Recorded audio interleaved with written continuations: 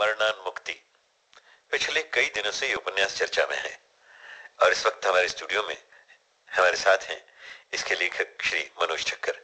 मनोज जी, जो काशी मरणान्मुक्ति है ये काशी से तो स्पष्ट है कि ये काशी के आसपास का जो चित्रण है और वही होगा, लेकिन सबसे पहले आपको इसे लिखने का विचार कब आया? डॉक्टर साहब, काशी जहां तक मेरा सवाल है, आज भी पूरे ब्रह्मांड की वो ब्रह्मांड में अगर कोई एनर्जेटिक प्लेस है जहां पर आप एक आत्मीय ऊर्जा को अनुभव करते हैं, तो वो आज भी पृथ्वी पर अगर कोई स्थान है तो वो काशी है। ये मेरा मानना है। जहां तक सवाल है इस उपन्यास का, तो कोहरे से भरी हुई थी काशी। सुबह 4 बजे मैं घूम रहा था, नाव से निकल रहा था, हालांकि 4 बजे सुबह नाव से गंगा पर घूम रहा था, और वहां पर मैंने देखा कि मणिकर्णिका शमशान के सामने से जब नाव गुजर रही थी तो सामने करीब 5-7 चिताएं जल रही थी, और वो चिताओं से उठती अग्नि को देखकर अचानक मेरी आंख टिकी और मुझे ऐसा लगा कि कोई चांडाल बच्चा यहाँ पर बच्चा है जो सिवतों को प्राप्त करता है। बस ये पहला भाव था, और उसके बाद लेखनी चलती गई। और अगर मैं ये कहूँ कि ये किताब मैंने लिखी है तो शायद गलत होगा। ये किताब उतरी है। अच्छा। मुझे ऐसा लगता है कि इसका मैं सिर्फ एक माध्यम था, मेरी सहलेखिका रश्मि छाजेड़ और मैं, हम दोनों एक माध्यम थे। ये किताब उतरती चली गई। इसके कुछ कहीं आपको यह एहसास होता है कि वो जो श्मशान भाव जागृत होता है जी एक मनुष्य में कभी, और वो भाव जागृत होने के बाद कुछ आपको कुछ सृजन करने की इच्छा जागृत हुई हो? नहीं, ये शमशान वैराग्य से थोड़ा ऊपर की चीज है। शमशान वैराग्य कुछ क्षणिक होता है, लेकिन यह तो उतरता गया, और इतना उतरता गया कि लगता था कि हम वहीं जी रहे हैं, वही हो रहा है जो वो चाहता था। पात्र वैसा ही हुआ। 69 चैप्टर्स हैं इसके। 69 चैप्टर में से अगर मैं ये कहूँ कि ये चैप्टर मैंने लिखा है तो ये सरासर गलत होगा, क्योंकि ये चैप्टर हमने सोचे तक नहीं थे। अच्छा। वो उतरते गए, और जब इसकी आप एक तारतम्यता देखेंगे तो ऐसा लगेगा कि एक दूसरे से गूंथा हुआ है। और इसमें शिव पुराण के कुछ रहस्य खुले, स्कंद पुराण के रहस्य खुले, कुछ उपनिषद के रहस्य खुलते गए, जो मैं पढ़ता था मुझे कभी नॉलेज नहीं हुआ, और इसमें उसका रहस्य खुल गया। तो ये मेरा अनुभव रहा बहुत गहरा। उस अनुभव को मैं आज भी जीता हूँ कहीं अंदर से। इसका जो पात्र है जब प्रारंभ से अपनी यात्रा शुरू करता है तो उसके पहला एहसास क्या है दुनिया के प्रति, जग के प्रति, जीवन के प्रति? दुनिया के प्रति इस पात्र का जो पहला एहसास है वो तो चिता से उठती दुर्गंध है। अच्छा।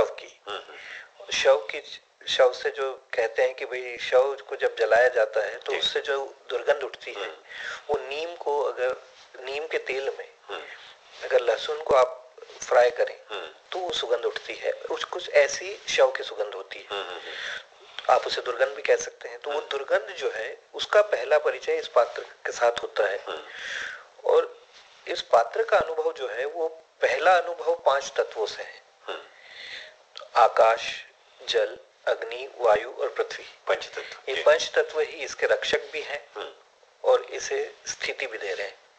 तो कुछ इसी तरह का तारतम्य आपको पूरी कहानी में मिलेगा कि 5 तत्व, उसके भीतर के 5 तत्व और बाहर के 5 तत्व एक होते हैं, और वो एक होने की पूरी प्रक्रिया के अंदर वह अपने आत्म तत्व तक पहुंचता जाता है, जहां उसको ये एहसास होता है अंत में जाकर कि वही शिव है।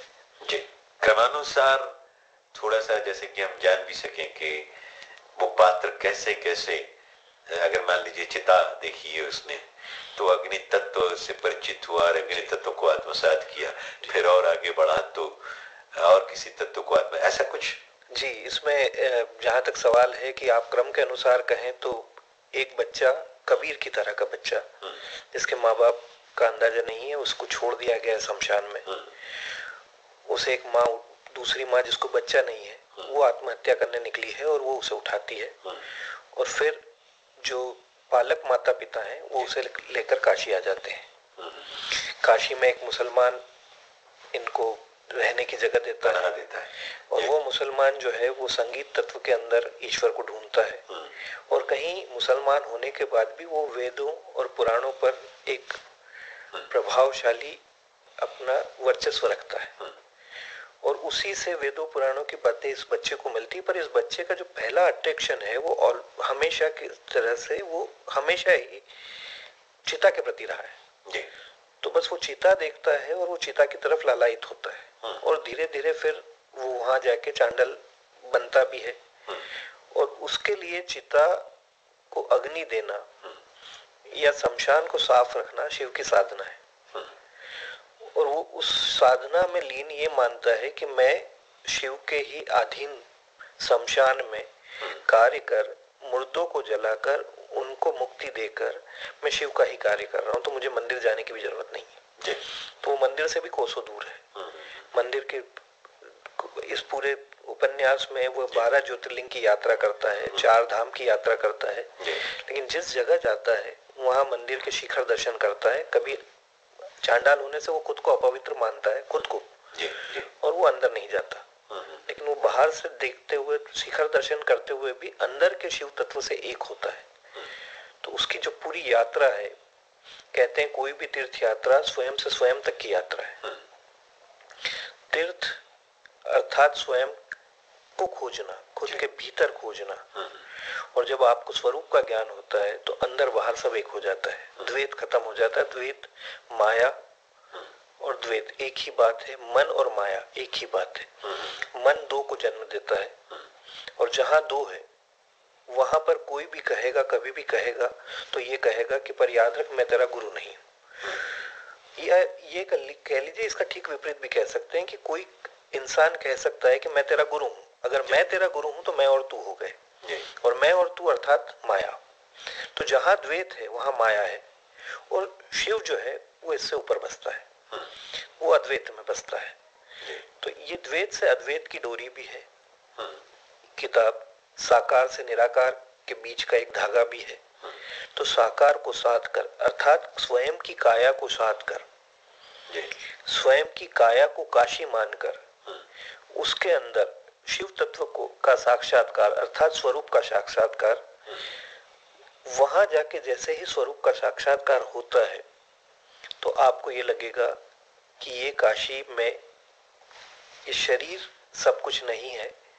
शरीर तो एक साधन है उस शिव तत्व को जानने का। और जैसे ही उस शिव तत्व से आपका साक्षात्कार होता है, अहम मरण होता है, अहम का मरण, और यही मुक्ति है। तो आपके शरीर में आपके अहम का मरना और मुक्ति को प्राप्त होना, यही काशी मरणान मुक्ति है। और ये काशी जो है, जैसे पुराणों में लिखा है कि काशी शिव के ओज से निर्मित है। तो ये शरीर शिव के ओज से निर्मित है। हमारा शरीर, ये प्रकृति, पृथ्वी, सब शिव का प्रतिबिंब है।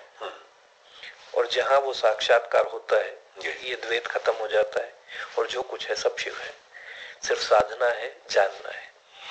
शिव कुछ है भी, अंतिम तत्व कह लीजिए या पहला तत्व कह लीजिए, आदि अनादि एक तत्व। जिससे ये ब्रह्मांड की रचना हुई, उस तत्व को आप कुछ भी कह लीजिए, शिव कह लीजिए, अल्लाह कह लीजिए, गॉड पार्टिकल कहा जा रहा है, जो भी कर लीजिए आप जिस कुछ भी मान लीजिए उसे। ये कोई विवाद नहीं हो सकता इसके अंदर कि उनका नाम क्या है। आप उसे ईश्वर कह लीजिए, अल्लाह कह लीजिए। विष्णु पुराण में पढ़ता हूँ तो जो विष्णु जी को महत्व दिया जाता है वो शिव पुराण में शिव को महत्व दिया जाता है। तो शिव और विष्णु पुराण को अगर आप ध्यान से देखें या कुरान शरीफ को देखें, बाइबल को देखें, तो धर्म जो है इस भौतिक धरातल पे गलत हो गया।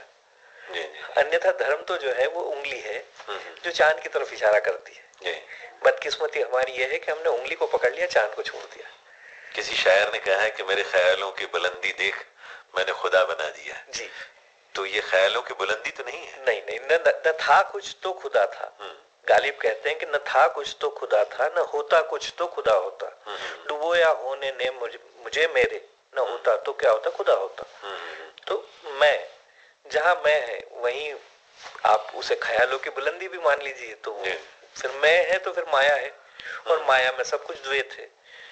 तो ये तो अंतहीन बहस है। रात भर पूरे जीवन भर हम ये बहस करते रहे कि क्या सत्य है, वो सत्य जान। चलिए, आपका पात्र जब चलता है और आगे बढ़ता है तो इन 5 तत्वों में से चिता से उसे अग्नि तत्व का एहसास हो जाता है। क्या वो जल, पृथ्वी, वायु और आकाश, इनके संपर्क में भी कहीं आता है? सभी तत्व के संपर्क। जैसे गंगा के जल, गंगा से उसे बहुत घनिष्ठ प्रेम है उसका गंगा के साथ में। गंगा में रोज डुबकी लगाना उसका एक कर्म है, नित्य कर्म है। तो गंगा से उसको जल तत्व का एहसास होता है। आकाश, हमेशा जब वो चिता से धुआं उठता देखता है तो उसे ऐसा लगता है कि चिता जो है, जब चिता जलाई जाती है तो पंच तत्व भी अपना अपना अधिकार ले लेते हैं।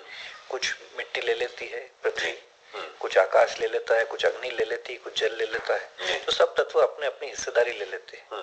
तो ये वो सब चिता को जलाना, अर्थात वो उसी से पंच तत्व का साक्षात्कार करता है कि धुआं उठा, आकाश में विलीन हो गया। इसका मतलब आकाश ने उस शरीर से अपना हिस्सा ले लिया और वो धीरे धीरे उनको साधता हुआ खुद के शरीर के अंदर झांकता है और वो सारे के सारे पंच तत्वों का एहसास उसको भी होता है कि शरीर में भी वो 5 तत्व हैं, इसी से ये संगठित है शरीर, और धीरे धीरे वो आत्मा तत्व की तरफ बढ़ता है। कहीं ऐसा भी, जैसा कि उपनिषदों में कहा गया कि एको हम बहुश्याम, मैं एक हूँ और अनेक हो जाऊं, इसका भी एहसास है आपके पुस्तक से होता है? यही है। इसमें हर अध्याय के अंत में आपको ये एक सेंटेंस मिलता है कि पर याद रख मैं तेरा गुरु नहीं।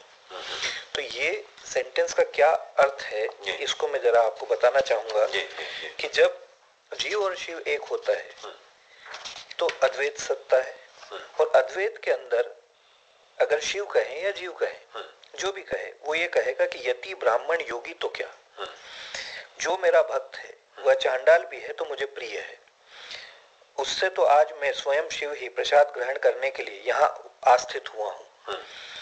यह चांडाल भी मेरे सदृश पूजनीय है, न मैं कभी इसके लिए अदृश्य होता हूँ और न ही यह कभी मेरी दृष्टि से ओझल होता है। जब मैं और यह दोनों एक ही हैं तो फिर भला क्या गुरु क्या शिष्य, और जब सब कुछ अद्वैत है तो फिर क्या फर्क पड़ता है कि मैं कहीं न कहीं कभी न कभी यह सुनता रहा कि पर याद रख मैं तेरा गुरु नहीं। अर्थात ये पात्र जीवन भर ये सुनता रहा कि मैं तेरा गुरु नहीं, याद रख पर मैं तेरा गुरु नहीं। और जब शिव अंत में जाके कहते हैं कि क्या फर्क पड़ता है कि मैं कहीं न कहीं ये सुनता रहा कि पर याद रख मैं तेरा गुरु नहीं, अर्थात जीव और शिव एक है। बिल्कुल ठीक है। शिरडी साईं सच्चरित्र में भी कहीं शिरडी के साईं ने कहा है कि द्वैत में रहकर अद्वैत की बात कौन कर सकता है। जी। तो अगर अद्वैत में ही पहुंच गए हैं तो फिर द्वैत वाले तो प्रश्न उठना मुश्किल ही है। मैंने आपसे जैसे कहा कि आपने कहा कि एक ईश्वर एक था और उससे ही बहुत हो गए। एक को हम बहुत से जी। तो यही ईश्वर का रहस्य है कि जब ईश्वर ने इस पूरी सृष्टि में अनंत की रचना की तो वो अकेला था, जैसे आपने कहा, और अकेला खुद से उगता गया। तो उसने सोचा बहुत बनाए जाए, लेकिन बहुत में भी कहीं ना कहीं अकेला ही रहा। तब उसे लगा, तो भागवत में लिखा हुआ है कि जब उसे लगा कि मेरी इस सृष्टि की रचना को कौन समझेगा, कौन समझ सकता है, तब उसने मानव को पैदा किया, मानव में वो ताकत दी। पर जब उसे लगा कि मानव में ये ताकत है कि वो क्षण में ही पहचान लेगा, तो उसने मानव में अहम डाल दिया और अहम को कहीं माया से जोड़ दिया। तो जब तक द्वैत है तब तक ईश्वर का स्वरूप नहीं है, मानव जीव है। और जहां वो द्वैत हटता है तो सब कुछ एक हो जाता है, अद्वैत हो जाता है। अर्थात ईश्वर किसी मानव पे अनुग्रह करके, शिव किसी मानव पर अनुग्रह करके उसे याद दिला। कहते हैं शिव की 5 शक्तियां हैं। सबसे पहली होती है तिरोधान। तो तिरोधान का मतलब होता है कि जीव जो है, शिव स्वयं जीव बने और भूल गए कि मैं शिव हूं। तो ये भी ईश्वर की शक्ति है कि वो जीव जो है खुद भूल गया कि वो शिव है। तो इसे कहा जाता है तिरोधान। तिरोधान में शक्ति का प्रभाव जो है वो जन्म मरण स्थिति है, अर्थात माया, जन्म का चक्र चलता रहता है। तिरोहित हो जाना। हाँ, तिरोहित मतलब भाव खो जाना अंदर से कि मैं शिव हूँ। और जब ये होता है तो माया की पाश में फंसता है, इसीलिए उसे पशु कहा गया है। जीव को पशु कहा गया है और वो पशुपति है। तो पशु का अर्थात है जो माया के पाश में बंधा, और माया के पास में बनकर फिर 3 ईश्वर की शक्तियां काम करेगी, 3 जन्म मरण और स्थिति, जिसे आप ब्रह्मा विष्णु महेश कहते हैं। और अंत में फिर एक जो सबसे बड़ी शक्ति होती है ईश्वर की, वो होती है अनुग्रह। अर्थात अनुग्रह का मतलब होता है कि शिव स्वयं जीव को याद दिलाते हैं कि तू शिव है, और जैसे ही ये याद आने लगता है द्वैत कहीं खोता जाता है और अद्वैत सत्ता जाता है। चलिए, तो आपका पात्र बढ़ा आगे, उसने चिता से अग्नि को सीखा, अग्नि को ग्रहण किया, गंगा से जल को ग्रहण किया, आगे आकाश में चिता से उठते हुए धुएं से ग्रहण किया, मिट्टी और जल की सहनशीलता देखता था वो जी, कि भाई मिट्टी के अंदर वो सहनशीलता है, पृथ्वी के अंदर की नारी का रूप है कि सहकर भी फल देती है। तो वो खुद के अंदर भी वो चीज ढूंढता है कि क्या मुझ में वो है, उसे दिखता है कि है। जल में संधान की शक्ति है, अर्थात दो अणुओं को जोड़ने की। तो जब पूरा ब्रह्मांड एक है तो कहीं सारे अणु आपस में जुड़े हुए हैं, और वो जोड़ जो है वो जल का संधान, जल का काम है। वायु जो है वो संप्रेषित करती है कुछ, या शक्ति है जो पूरे ब्रह्मांड को संचालित रखती है, वो शक्ति खुद के अंदर अनुभव करता है कि हाँ ये शक्ति भी। आकाश सबको जगह देता है, सबको अवकाश देता है, वो भी हमारे अंदर स्थित है। तो ये सारे तत्व कहीं आपको अपने अंदर मिलते हैं।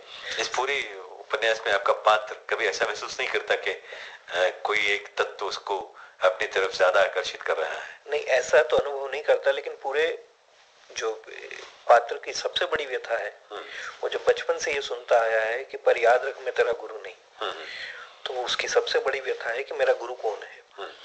और किस्मत देखिए कि गुरु मिलने के बाद भी उसे सुनना अंत में यही पड़ता है कि पर याद रख मैं तेरा गुरु नहीं। उसे जब आप पढ़ेंगे तो आप महसूस करेंगे कि वो किस तरीके से आपस में, लेकिन यही जो है एक अद्वैत, जैसे मैंने कहा कि ये पूरा उपन्यास कहें तो द्वैत से अद्वैत की यात्रा है, साकार से निराकार की यात्रा है, जीव से शिव की यात्रा है। तो जब इस यात्रा के अंदर चलते हैं, तो जब द्वैत से अद्वैत की ओर जाते हैं, तो निश्चित जाके लगता है कि जब शिव गुरु शिष्य दोनों एक ही हैं। जैसे मैंने कहा कि आपने साईं चरित्र का कहा, बाबा मेरे गुरु हैं, आज जो कुछ हूँ सब बाबा की वजह से हूँ। तो कई जगह ऐसा लगता है कि बाबा ही मुझ में है या मैं ही बाबा हूँ। ये भी आपसे मतलब मैं, ये मेरा अहम नहीं है। मुझे कई जगह अनुभव होता है कि बाबा मुझ में है, मुझसे ही बुलवा रहे हैं, वही कर रहे हैं। तो जब वो हम एक ही हैं, तो कौन किसको कहेगा कि मैं तेरा गुरु हूँ। तो वो मुझ में आ जाता है, मैं उसमें लीन हो जाता हूँ, एक हो जाते हैं, यात्रा चलती है। चलिए, चलते चलते यात्रा में जब भी कभी आप किसी सात्विक यात्रा पर निकलते हैं जी, तो निश्चित रूप से वो सात्विक यात्रा बहुत आसानी से पूर्ण नहीं होती जी। और जितनी अदैवी या आसुरी शक्तियां हैं वो कहीं न कहीं परेशान जरूर करती हैं। नहीं, ये अदेवी नहीं है, ये आसुरी शक्तियां नहीं है। मैं इसको कहूंगा कि आसुरी शक्तियां तो सबसे ज्यादा आपके लिए फायदे कारक है, क्योंकि जितना इनसे सामना करते हैं अपने आप का मैं जो है वो गौण होता जाता है, और मैं जब कहीं खत्म होता जाता है तो वो सात्विक तत्व का जो साक्षात्कार होता है वो सही मायनों में उस साक्षात्कार होता है। जैसे इसीलिए कहा जाता है कि जितने भी तीर्थ स्थान हैं सब ऐसे दुरूह जगह पर बने हुए हैं। तो दुरूह जगह पर क्यों बने हुए हैं, उसका एक रहस्य छोटा सा है कि आप जब उस यात्रा पर निकलते हैं तो कहीं ना कहीं आप उस यात्रा की परेशानी से अपने अहम को विसर्जित करते हैं।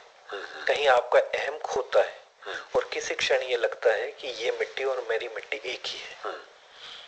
तब आपको उस तीर्थ का जो है सही ऊर्जा प्राप्त होती है, और उस ऊर्जा को ग्रहण करके आप अपने आगे की यात्रा को तय करते हैं। इस सब पूरे उपन्यास में कहीं माया उभर कर आई है? सारे तत्व हैं, 36 तत्व हैं शिव से जीव तक। वो 36 तत्व कहीं ना कहीं उभर के आते हैं। वो आपको, क्योंकि जब माया अकेली ही उभरती है तो आपके सारे अन्य तत्वों को गौण कर देती है। जी, वो भी है इसमें जी। कहाँ और कैसा है? काम क्रोध भी जन्म लेता है पात्र में जी। काम भी बताया है कि काम भी उसकी उम्र, वो तो उम्र है, उम्र के हिसाब से, शरीर के हिसाब से शरीर का काम करेगा। तो वो आकर्षण भी बताए हैं।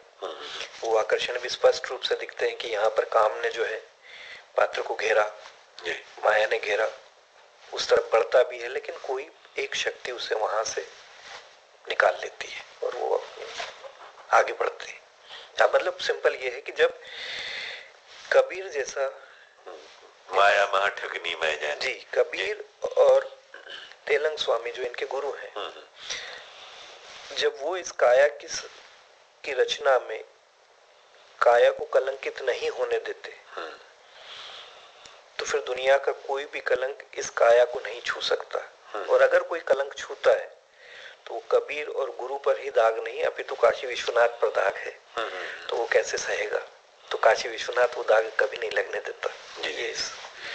चलिए, अब चूंकि आपने सारे पात्र को ये यात्राएं करवाई, इसमें अंत में जो पाठक है वो क्या प्राप्त करता है आपसे?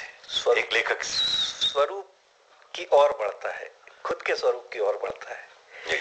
मतलब मेरा तो सबसे जितने भी पाठक वर्ग हैं या ये जो सुन रहे हैं श्रोता वर्ग है, मैं उनको एक प्रार्थना करूंगा कि ये किताब या ग्रंथ कह लीजिए मुझ पर उतरा है। मैंने लिखा, ये मैंने पहले भी कहा कि ये मेरा अहंकार होगा कि मैं कहूँ मैंने लिखा है। मैं एक माध्यम हूँ। इससे आप अगर इसे पढ़ते हैं तो निश्चित आप अपने स्वरूप की तरफ आकर्षित होते हैं। और कहते हैं कि अगर आप अपने स्वरूप की तरफ आकर्षित होते हैं तो स्वभाव, खुद के भाव में जीना ही धर्म है। तो आप धर्म की वाकई में सही सीढ़ी को। लेकिन जब आप इसे उपन्यास कहते हैं जी और ऑटोबायोग्राफी नहीं कहते या स्ववर्णन नहीं कहते, जी, तो कहीं आपके साहित्य के स्वरूप भेद होता है? जी, साहित्य का स्वरूप भेद मैं आपसे कहूंगा डॉक्टर साहब कि मैं साहित्य का विद्यार्थी नहीं रहा कभी। तो मैंने किस सोच से लिखा था ये तो मुझे नहीं मालूम कि इसे मैं साहित्य के दर्जे में लिखूं, उपन्यास के दर्जे में लिखूं, किस दर्जे में लिखूं, ये मैंने कभी नहीं सोचा था। अच्छा। आया एक ऑटोबायोग्राफी की तरीके से, कुछ लोगों ने इसे उपन्यास कहा, परंतु मैं एक चीज जो समझ पाया वो ये समझ पाया कि कई महात्माओं का कहना भी ये हुआ कि ये पात्र हुआ है, और ये अनुभव बहुत गहरा रहा कि ये पात्र वाकई में हुआ है जिसने मुझसे लिखवाया है। अच्छा। तो ये अनुभव रहा। अब इसको आप उपन्यास के दर्जे में रखिए तो उपन्यास ले लीजिए, एक ऑटोबायोग्राफी के फॉर्म में ले लीजिए तो उस फॉर्म में ले लीजिए। कुल मिलाकर आपने वही कहा है जो आपसे कहलवाया गया किसी असीम सत्ता के। जी जी जी, बहुत बहुत धन्यवाद। बहुत बहुत धन्यवाद।